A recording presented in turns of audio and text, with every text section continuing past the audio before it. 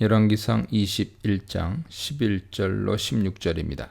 나봇이 살던 성읍 장로들과 귀족들은 이세벨이 보낸 편지를 보고 그녀 명령을 그대로 시행합니다.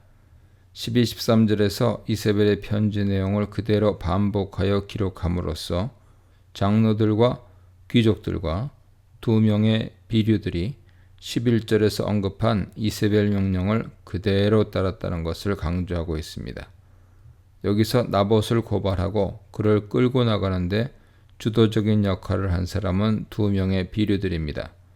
이들은 아느세 하벨리알이라고 불리는데 직역하면 무가치한 자들 혹은 사악한 자들로 구약에서는 하나님 보시기에 악한 자들을 주로 가리킵니다. 이 2사람이 주도적으로 이세벨 명령을 행했고 후에 그들이 이세벨에게 나봇이 돌에 맞아 죽었다는 사실을 알려줍니다. 여기서 이세벨 죄가 분명하게 드러났죠. 그녀의 죄는 권력 남용입니다. 왕권은 백성을 지키고 하나님 율법을 수호하도록 위임해 주신 것인데 사사로운 이익을 챙기는데 썼기 때문입니다. 둘째, 여호와의 율법을 악용하여 여호와의 율법을 무력화했습니다. 이세벨은 여기서 거짓 증거하지 말라, 살인하지 말라, 도둑질하지 말라는 세 계명을 어겼습니다. 하지만 사익을 추구하기 위해 이런 죄를 지으면서 그녀는 여호와의 이름을 망령되이 일컫지 말라는 계명을 들고 나와 나봇을 죽였습니다. 이스라엘 땅에서 여호와의 율법을 철저히 무력화하고 공의를 파괴하고 정의를 훼손했습니다. 여호와의 손에서 이스라엘을 빼앗아 자신의 왕국을 세우고 있었습니다. 이세벨은 나봇이 죽었으니 그의 포도원을 차지할 수 있게 되었다고 아합에게 알려줍니다. 원칙적으로 나봇이 죽으면 그의 자식들이 땅을 이어받아야 하지만 왕에게 죄를 지은 자의 땅은 왕이 몰수할 수 있었던 것으로 보입니다. 그래서 나봇의 죄목에 하나님과 왕을 저주했다는 항목을 붙인 것입니다. 이에 아합은 곧 일어나 나봇의 포도원을 차지하기 위해 이스라엘로 내려갑니다. 시무룩하던 왕이 포도원을 차지하게 되었다는 말에 신나서 움직이고 있습니다. 이 사건에서 아합은 철저히 배제되고 이세벨만 죄를 지은 것처럼 보이지만 가장 나쁜 사람은 아합이죠. 그는 정상적인 방법으로는 나봇의 포도원을 차지할 수 없다는 것을 잘 알고 있었습니다. 하지만 단념하지 못하고 속을 끓이고 있었고 이세벨이 그것을 가져다 주겠다고 했을 때 분명히 불법적인 방법을 사용할 것과 여호와의 율법을 어기는 일을 할 줄 알았을 텐데 만류하지 않았습니다. 마침내 나봇이 죽었다는 것과 포도원을 차지할 수 있게 되었다는 말을 들었을 때 이세벨이 나봇을 죽이고 그 밭을 차지한 것도 알았을 것입니다. 하지만 철저히 침묵하고 오직 포도원을 갖게 된 것만 기뻐했습니다. 이 사건의 1차 책임자는 아합이고 이세벨은 실행자입니다. 여호와 보시기에 둘 다 악한 자들입니다. 17, 19절입니다. 이세벨은 공식적으로는 매우 합법적인 방법으로 나봇의 포도원을 빼앗았지만 하나님께서는 이 사건을 처음부터 보고 계셨고 결국 엘리야를 불러 아합에게 심판 선언을 하기로 결심하십니다. 여호와께서는 아합이 포도원을 차지하기 위해 한 행동과 동일한 동사인 일어서라, 내려가라를 사용해서 아합의 행동을 강조합니다. 여호와께서 아합에게 하신 말씀은 2가지인데 첫째는 죄목으로 나봇을 죽이고 그의 소유를 빼앗은 것입니다. 하나님께서는 나봇 죽음에 대한 책임을 아합에게 묻고 계시죠. 그가 직접 죽이진 않았지만 그가 원인 제공자이자 이세벨이 어떤 행동을 하는지 알고도 묵인 방조했기 때문입니다. 그리고 그에 대한 심판으로 개들이 나봇의 피를 핥은 곳에서 네 피, 곧 네 몸의 피도 핥을 것이라 판결하십니다. 개들이 피를 핥는다는 것은 길에서 죽임을 당하여 안장되지 못했다는 것으로 나봇이 길에서 살해당한 것처럼 아합도 길에서 살해당할 것이라는 의미죠. 이 심판의 근본 원리는 눈에는 눈, 이에는 이입니다. 이 원리는 구약 상해법의 근본으로 하나님께서는 아합이 나봇 죽음에 죽음으로 갚아야 한다고 말씀하십니다. 20절로 26절입니다.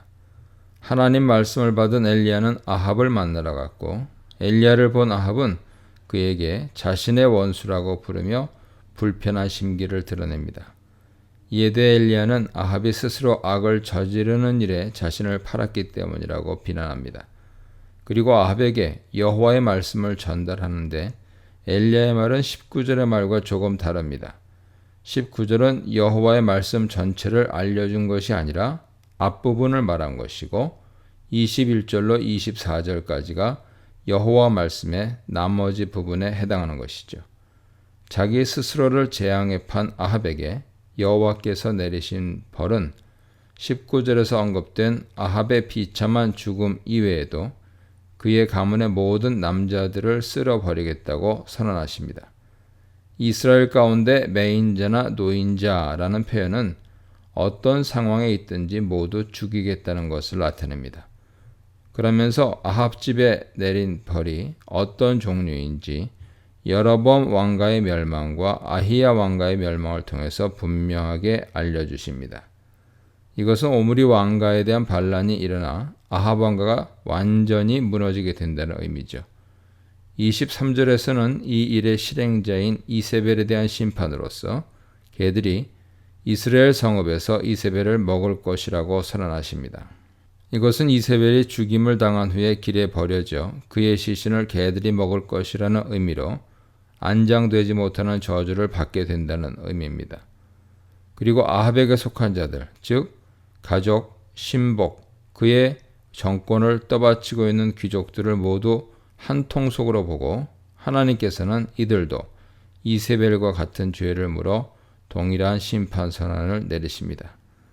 지도자의 잘못이 가장 크지만 지도자가 악한 일을 실행하는 것을 묵과하거나 동조하거나 적극 협조한 것도 모두 죄가 된다고 보신 것이죠.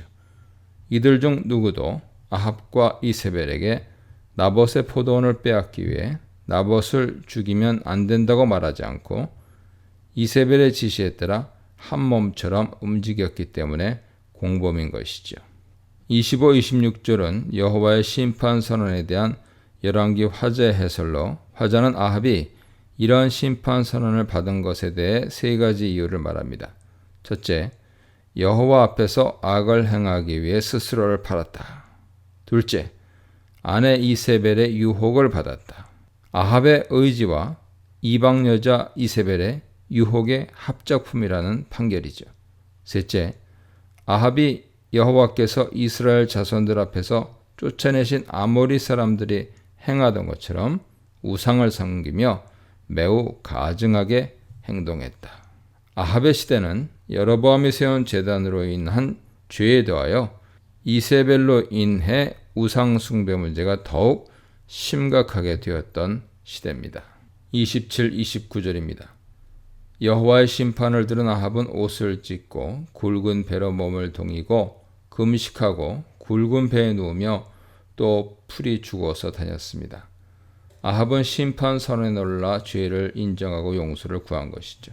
그는 갈멜산에서 불이 내려온 것과 비가 내린 것과 아람 왕 벤하닷을 이긴 기적들을 통해서 여호와가 살아계시다는 것과 여호와가 큰 권능을 가지고 계시다는 것, 말씀하신 것은 반드시 이루신다는 사실을 알고 있었습니다.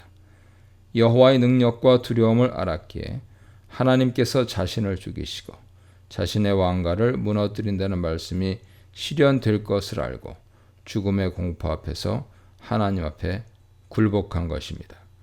하지만 이런 아합을 보시고 여호와께서는 엘리야에게 나타나셔서 그를 용서하시고 그에 대한 처벌을 다음 세대로 미루신다는 말씀을 하십니다.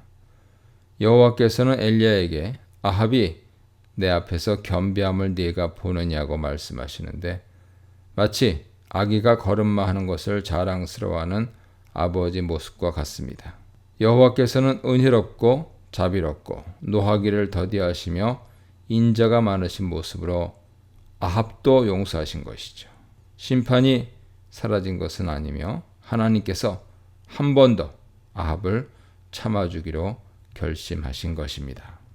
이 문단에서는 비겁한 협력자 장로들, 비겁한 공범자, 즉각적인 심판과 유예된 심판에 대해 묵상해 보시기 바랍니다.